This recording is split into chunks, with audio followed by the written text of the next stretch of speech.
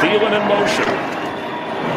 Dalvin Cook forward and in for a Viking touchdown. Dalvin Cook, he's going to get a first down, and Dalvin Cook pushes his way toward the end zone.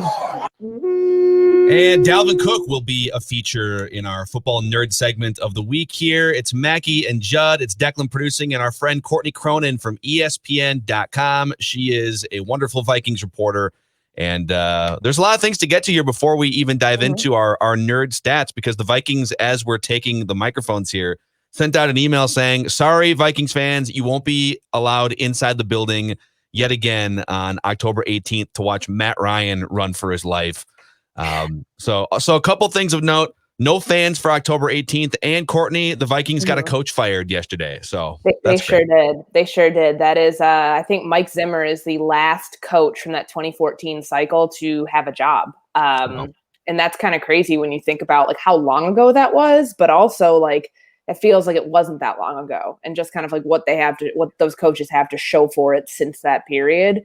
No Super Bowls among any of them, and it's an interesting thing to think about with the Texans situation, that they had every chance to win that game, and it was their own ineptitude, which was really and truly sparked by their own coaching decisions, GM decisions, play calling decisions, the whole gamut, that got them in trouble. So, I mean, honestly, you could have seen this coming from like weeks away, that eventually it was going to have to happen. And honestly, just saying, the McNair family seemed like they were really, really dug in on Bill O'Brien. It wasn't just Cal. Like, people think, oh, it's just Cal being a football guy. Like, Janice McNair is also very much a part of the decision-making process down there.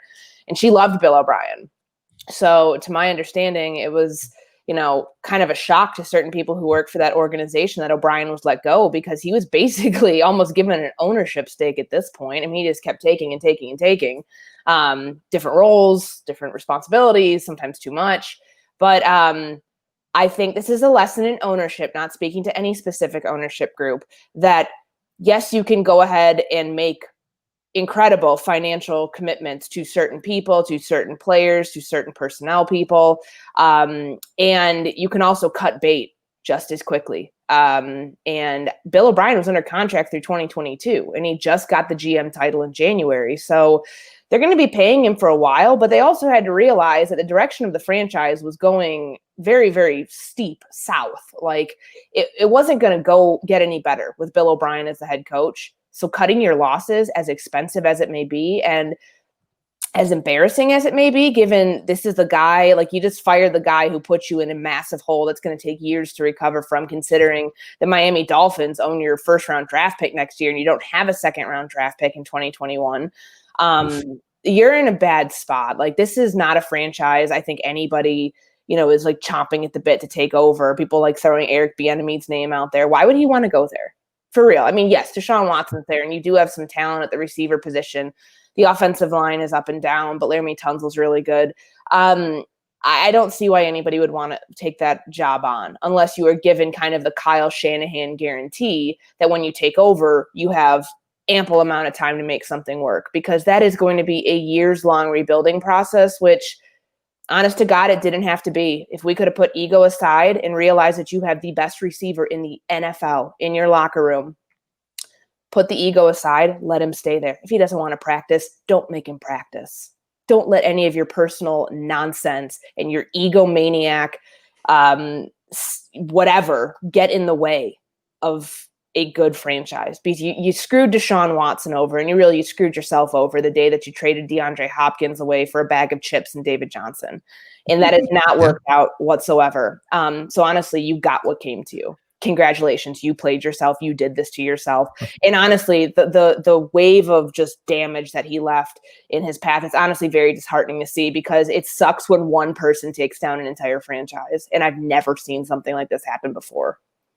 The cautionary tale, in my opinion, though, starts with people that own the club, the McNairs, Courtney, to your point, because of this. And it feels like we don't see this as much now, but giving the coach control of the 53-man roster, unless that person's name is Belichick, is akin to death. Because, and I saw this in Green Bay, Sherman had the same problem, and it was the same with Brad Childress, who did not get the GM title, but had the contractual power of control of the 53. And the problem is this, and we saw it Sunday, and it's the one thing that I don't think we've ever seen consistently from Zim's players. They've had off days and they've been mad. But the second you control the 53 man and make decisions and jettison guys and cut guys and decide to pay some guys, but not some guys, that's when they quit for you. Yeah. So like it takes, you can push the envelope of quitting on a coach pretty far down, and players might actually come back and be like, we should play harder for Zim or for Dan Quinn or something. I don't know. Dan Quinn. We should play harder for Dan Quinn. Dude, but Dan but Quinn the second you screw with my money and my friends and your control, and then you come downstairs, like, this is the one thing I've never understood about really rich people who decide that they're going to go in this direction with football teams or sports teams in general. What on earth would make you think that a bunch of highly paid professional athletes could process the fact that the guy who's asking them to play hard, in Bill O'Brien's case, is also their ultimate boss? Like, and the Houston Texans, make no mistake, they quit. Like that game on Sunday was awful to watch. It was embarrassing. They quit. And the one thing that I found to be really intriguing was watching the post game, Courtney, with Deshaun Watson and JJ Watt. Yep. And both of them in their comments had the passion as if they had seen a fender bender. Yeah, it sucks. Yeah, it's too bad. And I said, he's done. He's absolutely done. But that's the thing. Never give control of your team to one person. It will always backfire. Bill Belichick is such an exception. It's not even funny. And it's just like the Belichick model's dying. Like Bill Belichick's going to be coaching for however many more years, and you will never see something like this, like the power of control that he has over the Patriots, happen anywhere else. And I've said this all along. Bill O'Brien tried to make the Patriots, the Houston Texans, the Patriots of the AFC South. It didn't work. Matt Patricia tried to do it in the NFC North. It didn't work, and it still will not work. Like, I don't know why everybody's trying to be Bill Belichick, because you just can't. You can't replace that, and you can't replicate that. And honestly, like, there's a lot of hubris if you think that you can honestly carry out that model. But like, the Bill Belichick model is not going to last much longer. Like, the whole thing of like trading of you letting your best player walk in free agency because you're trying to prove a point, when this guy says, like, I want to play till I'm 45, like, only Bill Belichick can get away with that. But like, no one should be able to get away with it. I honestly think it's just straight up arrogance on his part too. Does it work? Maybe, but they didn't really make it that far in the playoffs last year. I'm talking about the Patriots. That is, like, unless that you can consistently, from here on out, consistently turn out Super Bowl wins and have that same sort of power structure, I don't think it's worth it. But, that's a power structure that is so entrenched in that franchise. Until there's a complete turnover, it's just going to be what it is. Like, why fight it? Why is Robert Kraft going to fight that? He's not. But like other places, like the Houston Texans that have made the playoffs 4 or 5 years under Bill O'Brien, and then they start to see, wow, we are really terrible. Like, ownership stepped in, I think, way too late, personally. I think that they had already given – I mean, you're just throwing money out the window. I'm not somebody who likes wasting money. I'm not a billionaire, but I just think it's financially – that's why I get irritated. I think it's financially irresponsible, and a slap in the face basically to like everybody in the league and really the people who are holding up the power structure, your front office people, your scouts, your low-level coaches, everything, to be throwing around money like that and just be like, all right, we're going to start over. It's your prerogative. It's your franchise. Like, but you are not going to be good for a while. And you did it to yourself because you didn't have to give him the GM title. I know that they thought maybe like that he knows the team, like he's already made the decisions before. I don't know. Like, I think it was stupid. I think the fire, what they did with Rick Smith was stupid. It bit them really hard.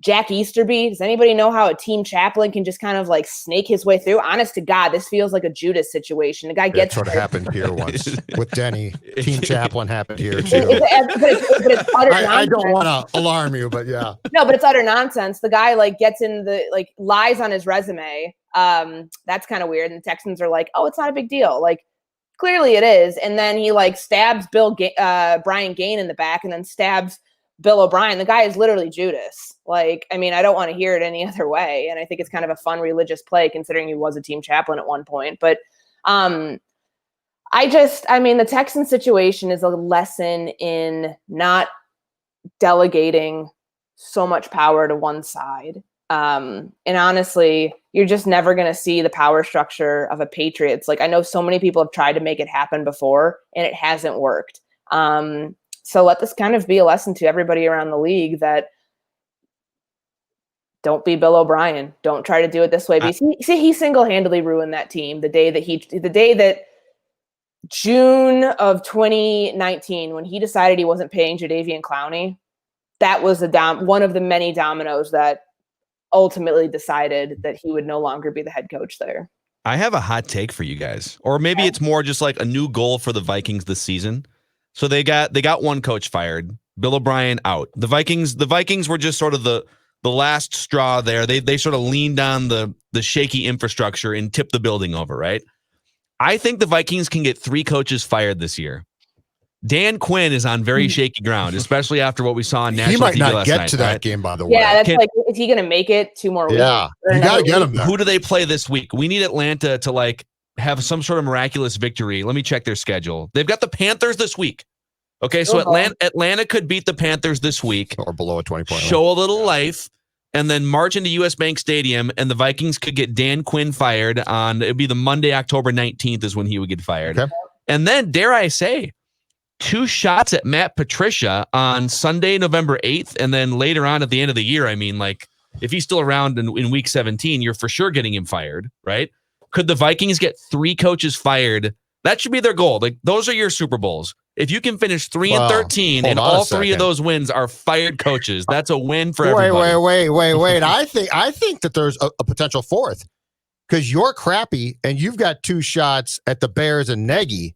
You think Nagy's on the ropes, though? Oh, yeah. I mean, they have a winning record. Yes, but I think that's more of not a 2021 move. I think they're going to clean house with that group in 2022. I think they've got one more year, personally. Don't you guys think? Don't you guys think? I think the thing about losing to the Vikings in 2019 is it's the edge of the cliff for coaches, because basically, if you're going to lose like the Texans did, it's a give-up game to what's really not a good team. Mm-hmm. It's like ordinarily, most years we lost to the Vikings. That was a tough game, man. Yeah. The Vikings are good. That defense is stout. Now it gets you fired. Like, this is a 3rd grade defense. You're picking people off the street to play linebacker. Actually, in fact, I like the way you're twisting this. Bill O'Brien getting fired is a slap in the face to the Vikings. If I'm the Vikings, I would be offended. Wait a second. You're shocked? What do you mean? ScoreNorth.com, I wrote that. It's ridiculous. The Vikings are the final straw of 2019. Use it as fuel, Mike Zimmer. These teams think we're garbage, and they're firing their coaches because we beat them. Mm-hmm. No, I think you're right. Whiteboard material. Are you guys ready to nerd out here? Yes. Get those nerds! Nerds! Let's fire up some, anytime we can fire up some appropriate football music, I think we'll take that chance. So this is our football nerd segment of the week, in which we throw out different little numbers and trends, and we attempt to tell you what they mean and why they matter or why they don't matter. Let's start off with this one here. The Vikings are different in terms of offensive power versus defensive power than they've been really any year under Mike Zimmer. If you just want to go off yards per play, which is a very simple, like, how many yards are you allowing per play? Not total yards, not garbage time as much. The Vikings have the 5th best offense in the NFL, yards per play, after 4 games, 23rd defensively. Also, the defense has generated the 2nd fewest quarterback hits. And so I don't know, personally, I don't see that dynamic changing a lot. If the Vikings are going to win games, it's going to be because they outscore opponents, which is shocking to say for a Mike Zimmer team, Courtney. Yeah, absolutely. But that's the nature of the NFL right now. Scoring is way up. And it's kind of at a really alarming rate. And maybe you expect that because defenses didn't have the time to, get it together and figure out, okay, this is how we tackle. As evidenced by the Atlanta Falcons last night. I don't even know if they tried. Wow, watching some of their tackling was really. Wait, did you see the numbers? I saw this come across ESPN Stats and Info. Speaking of Dan Quinn, by the way, Aaron Rodgers was 20 for 20 for 240 yards and 4 touchdowns when targeting running backs and tight ends in that game. That's not allowed. Not surprised. That's not. No. I talked to Coobs. That's not allowed. The league outlawed those 2. Oh, look, it goes to a receiver or nobody. Yeah, well, I guess if you're wondering, when's Irv Smith going to show up and when's Dalvin Cook going to catch passes? October 18th against the Falcons. It's probably going to happen. Yeah, probably. No, I mean, I think that the trend that we've seen so far, like the methodology for this Vikings offense to win games, you're going to have to outscore your opponent. You're going to have to get in shootouts. And these games are probably going to end up getting decided in the final 2 minutes, kind of like the big scare that they had against Houston with, is it a catch? Is it not a catch? And obviously it was not a catch. And now when you think about the Falcons, like they've got or not the Falcons, the Seahawks, they have like literally the worst defense in the NFL right now, like worse than the Texans, if you can believe that. So what do I expect? That's going to be a shootout. It's going to be like Rams Vikings 2018, where it's just going back and forth, and someone, probably Russell Wilson's going to have a perfect passer rating. But like, don't think for a second that the Seahawks defense is not hot garbage, because it is. And that's going to lead, Kirk said, what did he say? If anytime you're scoring 30 plus points and 500, putting up nearly 500 yards, you're doing something right. Well, that's probably going to be what happens this weekend in Sunday Night Football.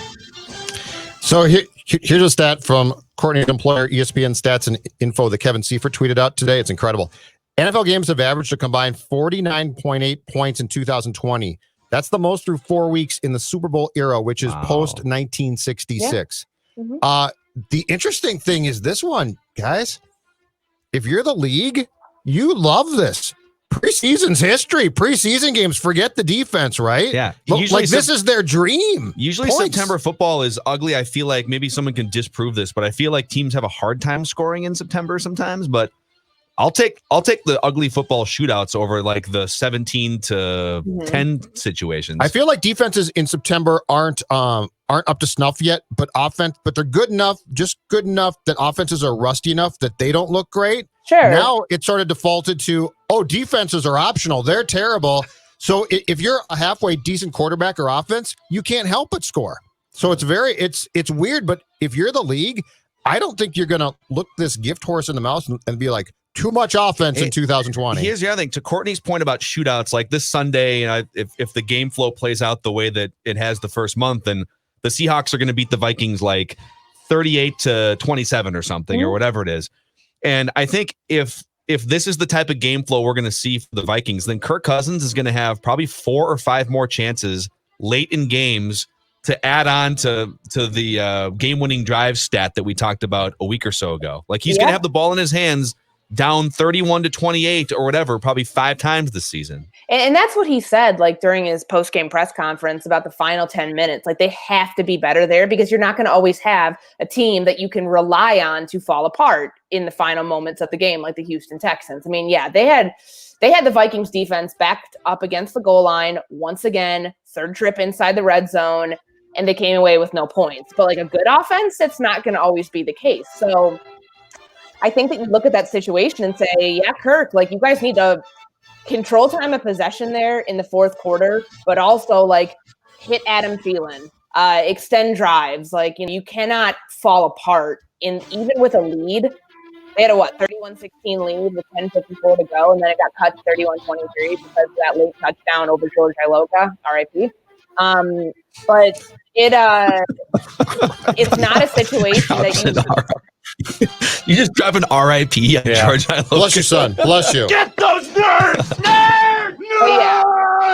Yeah. It's one of those situations, I think, is for any offense, you kind of lick your chops at it and think, okay, like these are really bad defenses. Atlanta's awful too. So, I mean, Kirk has back-to-back weeks where he's probably going to have to be the guy with the ball in his hands at the end of the game. Do you trust him enough to do that? Like, that's where I think you got to rely on Dalvin Cook. Just run the clock out. If you have a lead, run the ball, run the clock out, stay in bounds. That's a good Very segue. simple.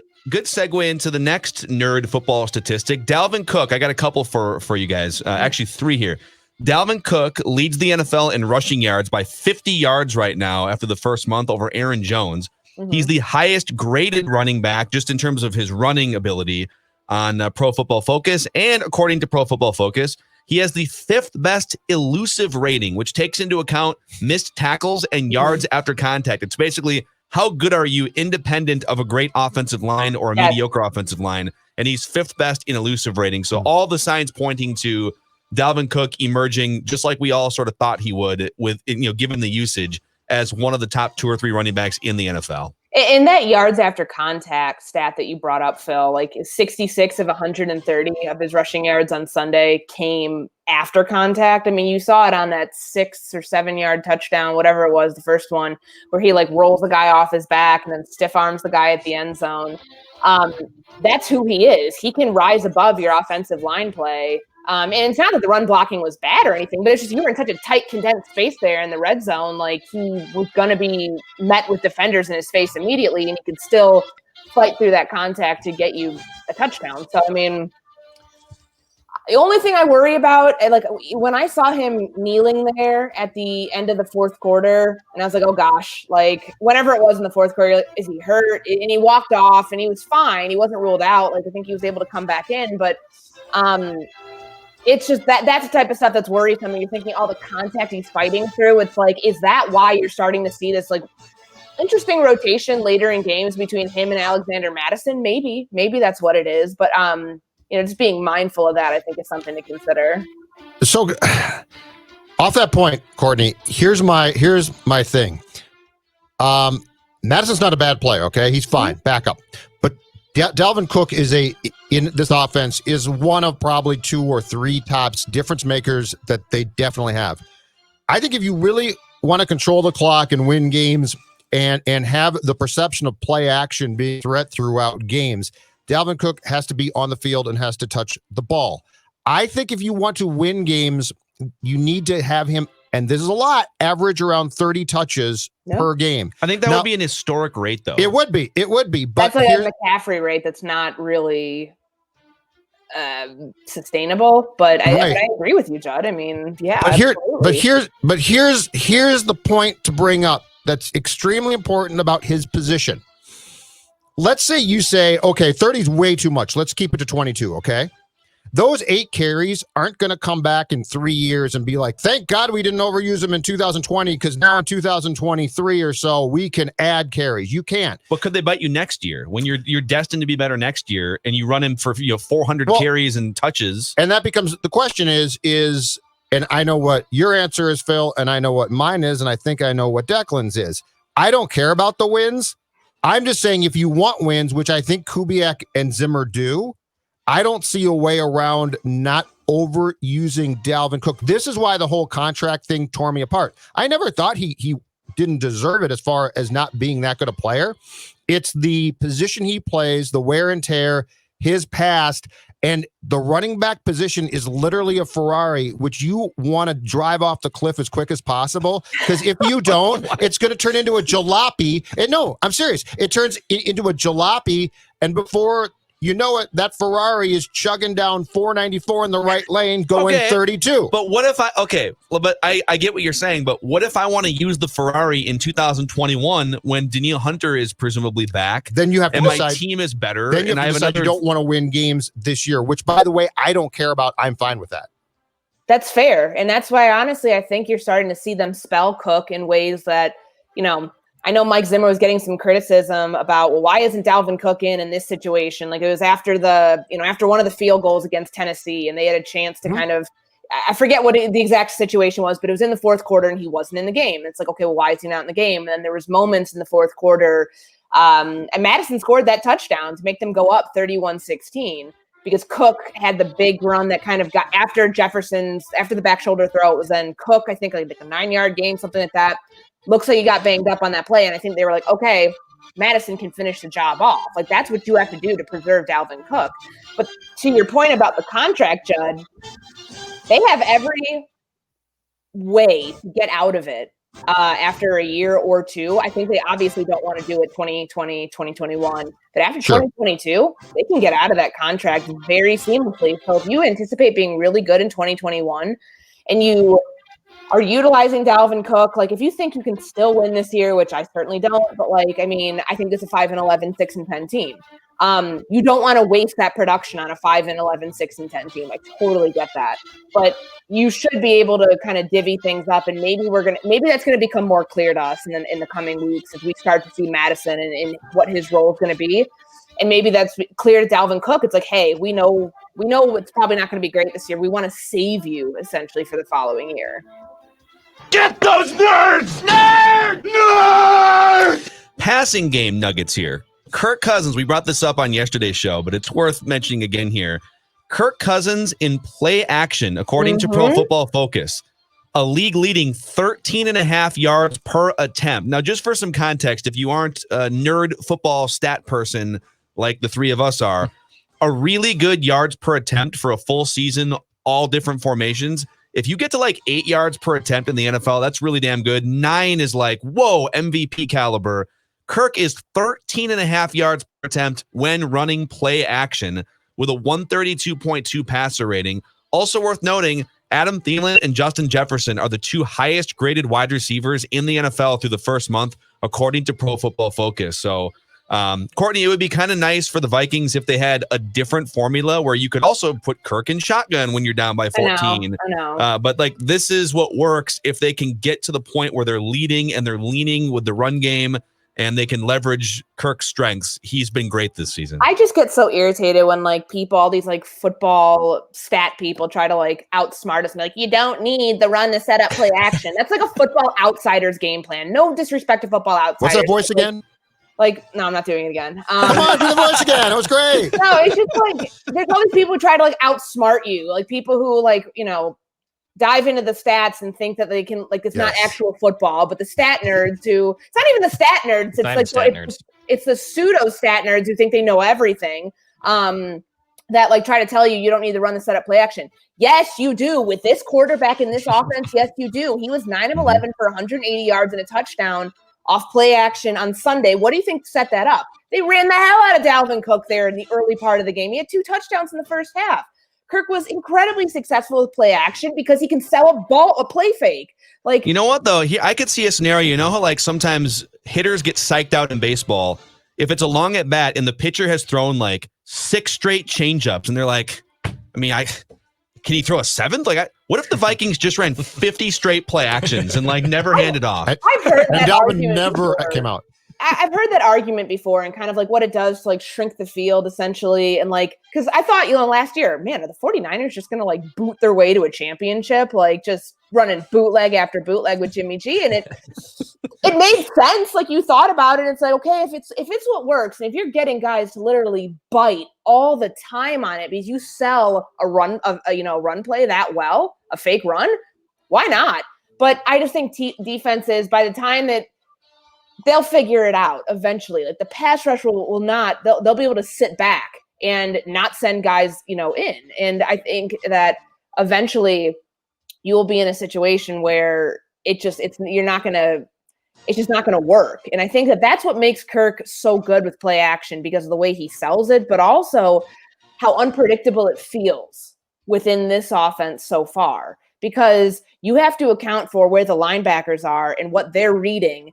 And kind of like, for me, that at least is like kind of the key to making play action work, because are they anticipating a run play and they're going to be, trying to stay in the box, stack the box, or are they going to be dropping back in coverage because they know you're about to pass? If it gets more predictable, like it's going to change what the pass rush is doing. It's going to change what the linebackers are doing.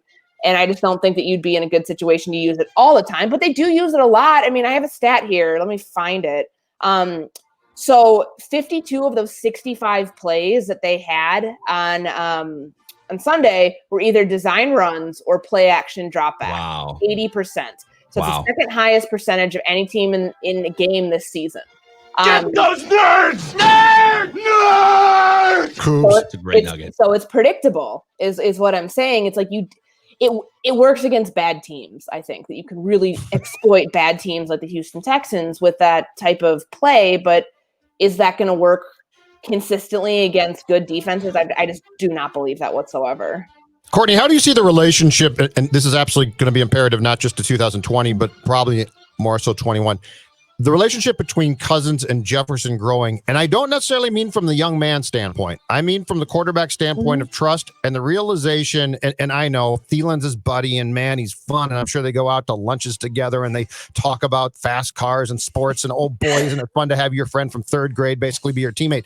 But the Jefferson dynamic to me is really intriguing because he can clearly do things that Thielen and lots of guys can't, probably on more so the Diggs side. I'm not saying he's Diggs yet. I'll say it. How do you see that growing though? Because there's definitely still some trust building from Kirk's end going on there. And I think the sooner we can crack through that ceiling, the better, because I do think this guy has some uncanny abilities to be great.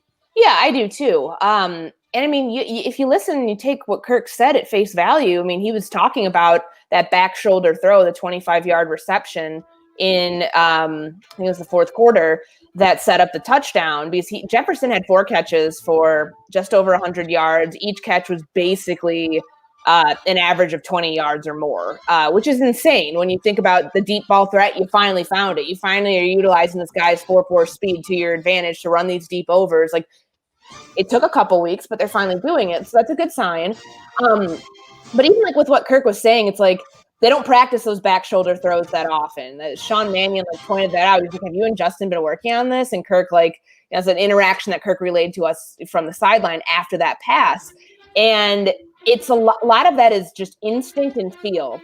So the more that Justin Jefferson can come through on his end and come down with the ball when Kirk is making those throws, the better it's going to feel for Kirk, because there's been an argument made. Like, does Kirk not trust his receivers? Does he not trust himself? Does he not trust the offense? Does he not trust his offensive line? Like, if he can demonstrate a consistent ability to let it rip like that, and trust that his guy's going to come down with the ball, throw contested catches, this offense is going to work a lot better, because there's not going to be like this, running into a brick wall if something like that happens and it yields to a turnover. Like, Kirk didn't turn the ball over at all on Sunday. That was like his first game, I think, in 5 games that he didn't have an interception or a turnover. So, I mean, that's a good sign. You build off that by continuing to make those types of throws. Like, the throw to Kyle Rudolph, too, is kind of an underrated one. Kyle was blanketed. He had a guy following him, and he had a guy over the top of him. And he still made that throw. That's the type of stuff from Kirk Cousins that we need to see more often, because when you have this many playmakers on offense, you don't have to always throw the ball to Adam Thielen. And that's a good sign that he's willing to not do that and trust a rookie receiver who he's even said, some of the stuff's just natural ability. You can't teach that. Okay, well, he's tapping into that natural ability and finding how he can use that to his advantage. And I think that's going to be really good for him going forward. Yeah. And that is Get those nerds! Nerd! Your nerd football segment of the week. I'll just throw this one last one out here as we say goodbye. The Vikings have 9 1-3 starts in team history now. The last one was 2013. They finished 5-10-1. Before that, it was 2010. They finished 6-10. They did make the playoffs in 2008, but they lost to the Philadelphia Eagles in the wild card round. 07, they started 1-3. They finished 8-8. 05, they started 1-3 and finished 9-7. I guess this is the silver lining if you're rooting for wins this year. Of all the 1-3 starts in Vikings history, all 9 of them, their worst season is 5-11, 2001. So if you're rooting for Tank for Trevor, then this is bad news for you. The Vikings are rarely bad enough. They will never be that bad. And that is the thing. Guys like Justin Jefferson are too talented to make sure that this team is in that awful, bottom of the barrel of the NFL category. They are in purgatory. You're too good, yet you're not good enough. And that's why you're going to be probably 5-11, 6-10, and you will miss out on that top draft pick. You will trade back, and you'll probably get a defensive tackle or a guard. And people are going to be pissed. Yeah. That's Courtney Cronin from ESPN.com. We appreciate it. You can give us some support and help spread the word about Purple Daily by giving it a 5-star rating and a positive review on Apple Podcasts, and also by clicking the subscribe button on youtube.com/Purple Daily Podcast. All right, Courtney, have fun with movers, and we'll see you next week. That's a wrap. See ya.